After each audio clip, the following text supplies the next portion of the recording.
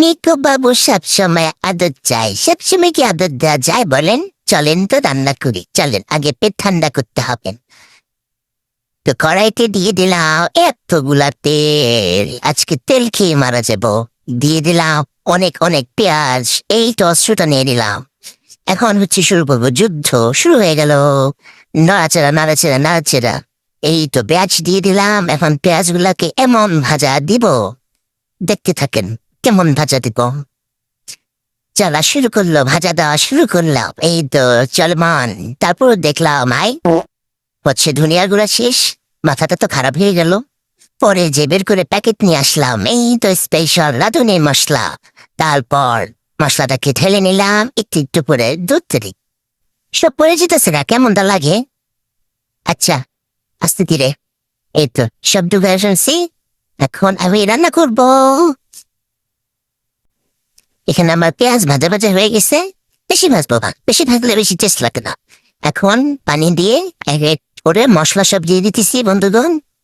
যে যেমন খাবেন সে তেমন দিবেন, আমি তেমন খাই তাই আমি দিচ্ছি অনেক অনেক অনেক অনেক বেশি ঝাল। মরিচ আর মরিচ দেখেন, দেখছেন মা সব লাল হয়ে গেছে, দেখছেন সব লাল হয়ে গেছে।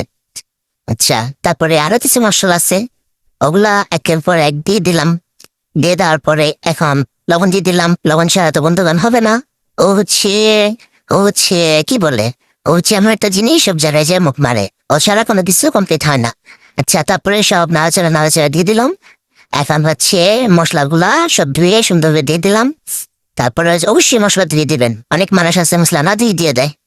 ছি ছি ছি, এটা করা যাবে না। তারপর নাড়াচাড়া নাড়াচাড়া সুন্দর, এই তো আমার গরু মাংস। গরু মাংস আমার মতো কি কে আছেন যারা হাড় খাইতে পছন্দ করে? কি মজা, হাড় চাবায় চাবায় মাংস ভাত খাইতে কি যে মজা লাগে। এই তো মাংস ধোয়া হয়ে গেল, আমার গ্রেভি ঠিক হয়ে গেল, তেল বেড়ে গেছে, তেল তেলা হয়ে গেছে। এখন আমি মাছ দিয়ে দিব। এরপরে আমি হচ্ছে এই যে মাংস, এই মাংস দিলে হাতে নামে দিয়ে দিব। এই তো এখন আবার সবগুলা নাড়াচাড়া নাড়াচাড়া নাড়াচাড়া নাড়াচাড়া নাড়াচাড়া mix mix mix mix mix, আবার সবগুলা মিক্স করবো। মিক্স করে তারপর হচ্ছে ঢেকে দিব।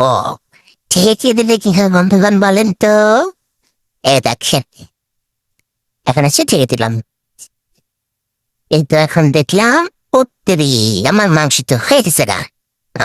সেই টেস্টি আমি মাংস। আবার মতো কে কে আছেন এমন ঝাল ঝাল গরু মাংস রান্না করতেও পছন্দ করেন, খাইতেও পছন্দ করেন? তো এই দেখেন আমার মাংসের কালার কত সুন্দর হয়েছে, লাল লাল তেল তেলা, একদম তেল তেল ভরপুর ঝাল ঝাল মাংস। এই দেখেন কি সুন্দর কালার হয়েছে, দেখছেন? আমার মতো ঝাল লাভার আছেন যারা, তারা এইভাবে খাবেন। আর এই হচ্ছে আমাদের বাসা দুটা টুকরো।